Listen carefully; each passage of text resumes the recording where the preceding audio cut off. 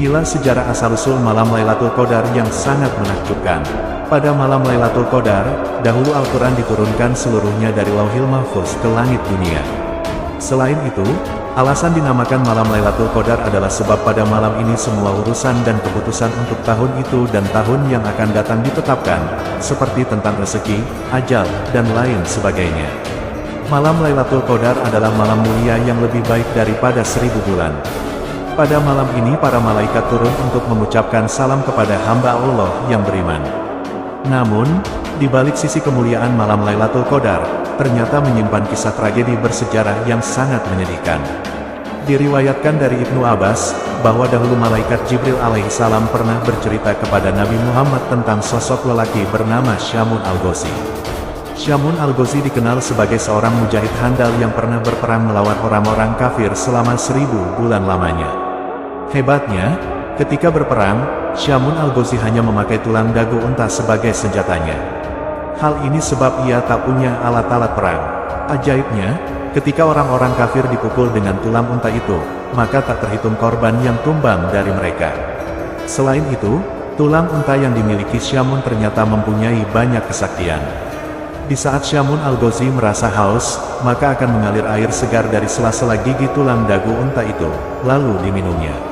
Kemudian di saat perut Syamun al-Ghazi merasa lapar, maka muncullah daging dari tulang itu, kemudian Syamun memakan daging itu.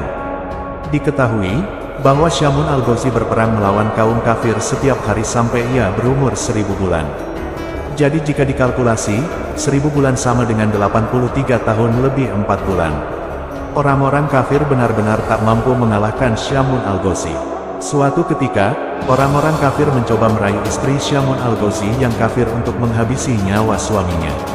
Orang-orang kafir lalu berkata kepada istri Syamun, "Sungguh, kamu akan aku beri harta yang melimpah jika kamu mau membunuh suamimu." Istri Syamun menjawab, "Aku tak mampu membunuhnya." Orang-orang kafir lantas berkata, "Kami akan berikan kamu seutas tali yang kuat. Ikatlah kedua tangan suamimu itu dan juga kedua kakinya saat sedang tidur. Lalu, nanti kami yang akan menghabisinya." Kemudian, istri Syamun menyetujui tawaran itu. Ketika Syamun sedang tidur pulas, sang istri yang durhaka itu lantas mengikat tubuh Syamun sekuat-kuatnya menggunakan tali pemberian orang kafir. Ketika Syamun terbangun dari tidurnya, ia pun terkaget dan bertanya kepada sang istri, "Siapakah yang mengikatku?" Sang istri menjawab, "Akulah yang mengikatmu hanya untuk menguji kekuatanmu." Atas kekuatan dan kekuasaan dari Allah Subhanahu wa Ta'ala, Syamun lantas dengan mudahnya mampu melepaskan tali-tali yang mengikat tubuhnya itu. Karena hal itu gagal, kemudian orang-orang kafir memberikan sebuah rantai lagi kepada istri Syamun untuk mengikat sang suami. Diharapkan semoga saja Syamun tak mampu melepaskan tali rantai itu. Namun aksi gila itu tetap gagal kembali, karena Syamun dengan mudahnya mampu melepaskan rantai yang kuat itu.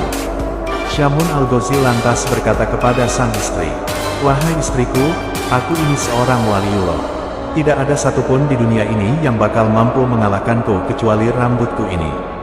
Dari jawaban itu, diketahui memang Syamun memiliki rambut yang panjang. Rambut itulah penyebab dirinya tidak bisa dikalahkan oleh musuh siapapun juga. Dari penuturan sang suami, akhirnya istri Syamun dapat tahu apa kelemahan suaminya. Kemudian, beraksilah istri Syamun ketika sang suami sedang tidur. Dia lalu memotong 8 utas rambut Syamun yang panjangnya sampai ke tanah.